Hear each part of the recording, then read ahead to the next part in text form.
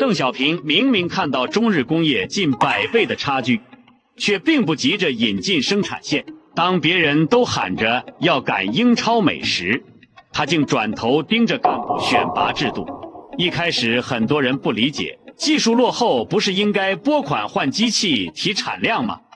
鄧小平卻說，不改制度，再好的設備也白搭。這個看似捨近求遠的判斷，還要從1978年他的日本之行說起。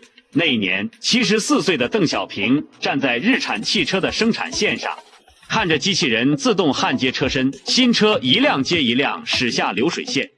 而中國最頂尖的汽車廠，人均年產量還不到這家日本普通工廠的1/90。他站在原地沉默了很久。回國後，他只說了一句話：“我懂得什麼是現代化了。”這句話也讓所有人開始反思。我們喊了20多年的4個現代化，到底離真正的現代化還有多遠？從50年代喊到70年代，從周總理寫進政府工作報告到毛主席多次強調，4個現代化早已是全國家喻戶曉的目標。1964年，周總理在3屆全國人大上提出2步走計劃，先用15年時間建立獨立完整的工業體系，到本世紀末全面實現4個現代化，讓中國經濟走在世界前列。這個計劃聽起來振奮人心，但10幾年過去，真實的差距擺在眼前。鄧小平從日本看到的不只是一條先進的生產線，更是中國在工業基礎、技術水平、管理效率上和發達國家差了不止一個時代。但最讓他焦慮的不是機器設備落後，而是人才不足。1979年，在一次幹部會議上，鄧小平拋出一組扎心的數據：全國幹部裡大專以上學歷的僅佔18%，初中及以下學歷的接近一半。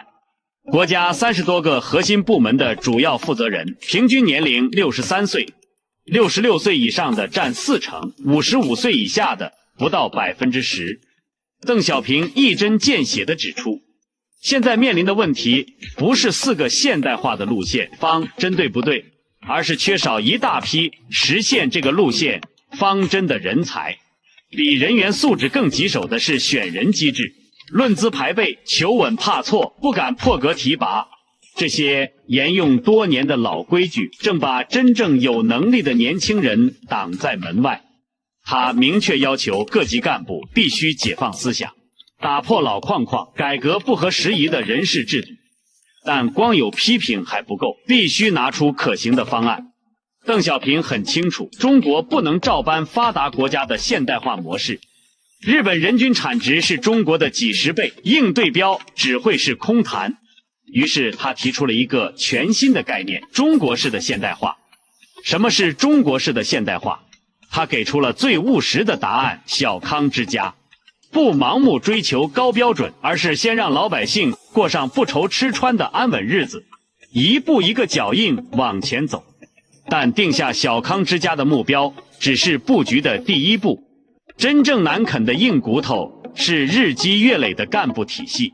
年齡老化，學歷斷層，論資排輩，再好的路線也落不了地。